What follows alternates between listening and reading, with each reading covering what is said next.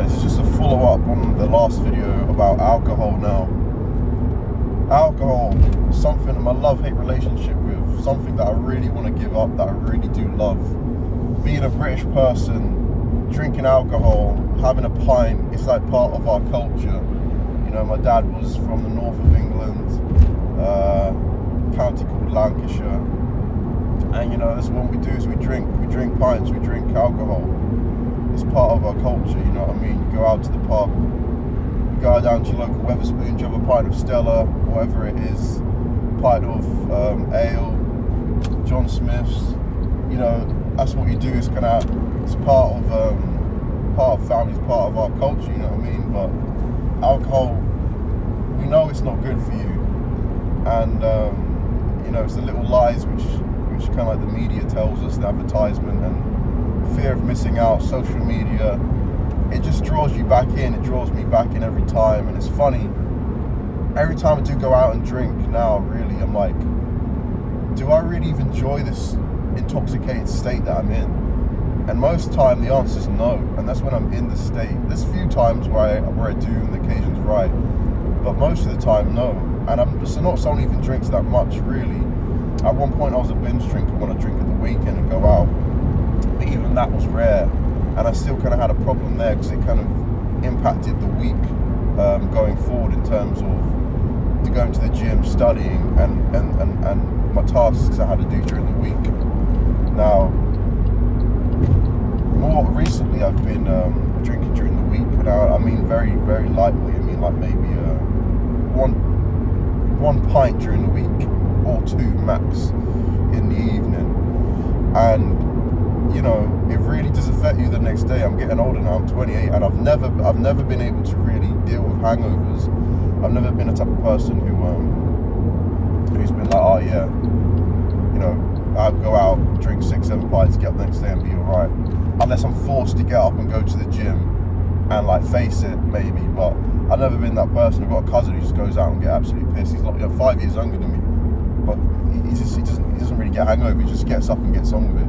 I think it's a northern thing. I think it's in his blood. I didn't get that gene, but it's really not conducive or productive to someone who's goal-driven, goal-orientated, and wants to achieve, you know, wants to achieve more than the average person in life. Because let's be honest, the average person in the UK probably does, you know, depending on the age demographic, when you think about younger kids, people in the 18-year-olds to people to 18 to 29. I don't know what the age demographic would be, but obviously people drinking between those ages.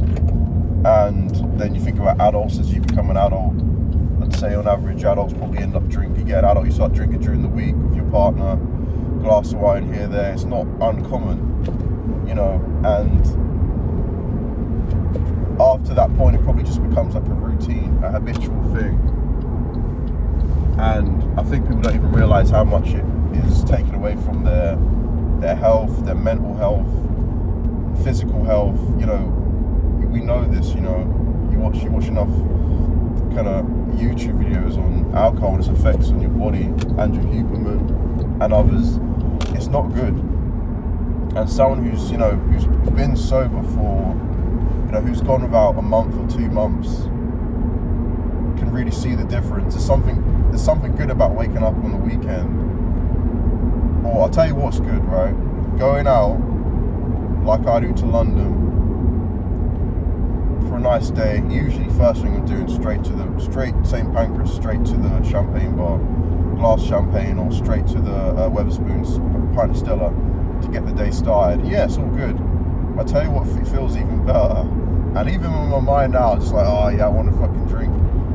What's even better is going that whole day, getting back home, being sober, having a good sleep, then waking up in the morning feeling fresh.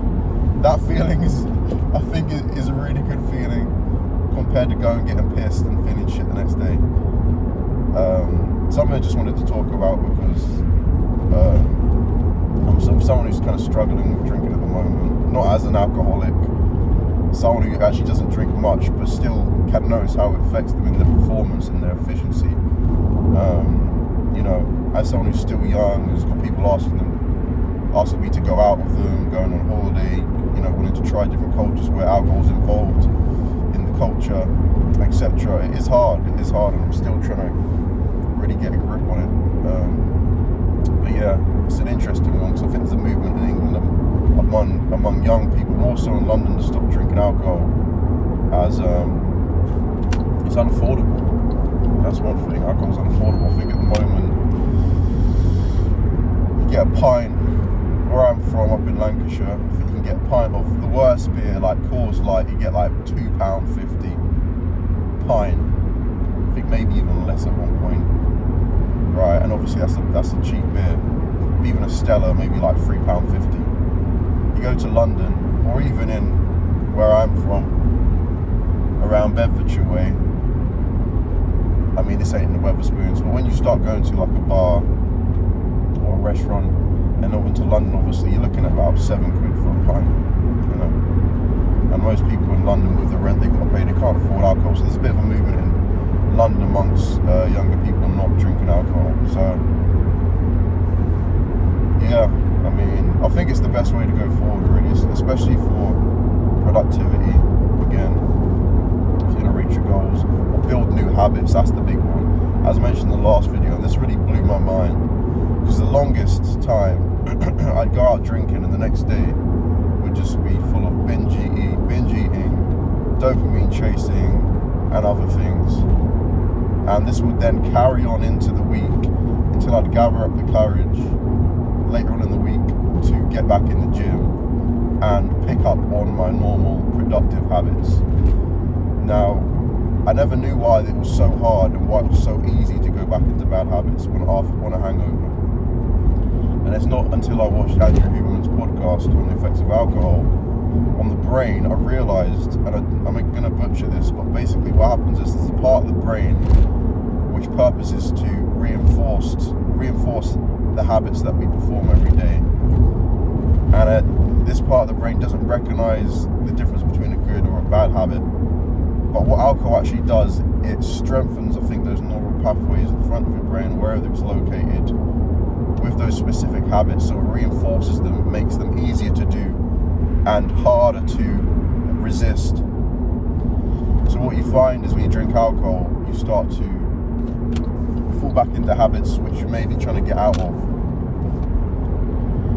So obviously, if you're trying to build new habits, alcohol is not going to be your best friend, until maybe then you build them habits, you drink alcohol and then you reinforce them more. I don't know, but that's basically what I was getting at. I thought it was quite interesting. So people are quite motivated out there and want to make a difference in their life or meet a certain goal. Careful with the alcohol, and even in this is the wild thing, even in moderation, and even less than moderation, it still has a detrimental effect. It's a really hard one, and if you ain't got the willpower like me just to overcome it and just crack on, you're probably best just putting it away together. It's hard, especially being in England, where it's really, really rooted in our culture. But yeah, if you have any comments on this, let me know in the comments. Anyone's dealt with addiction or abstinence, sobriety, I'd like to hear your story.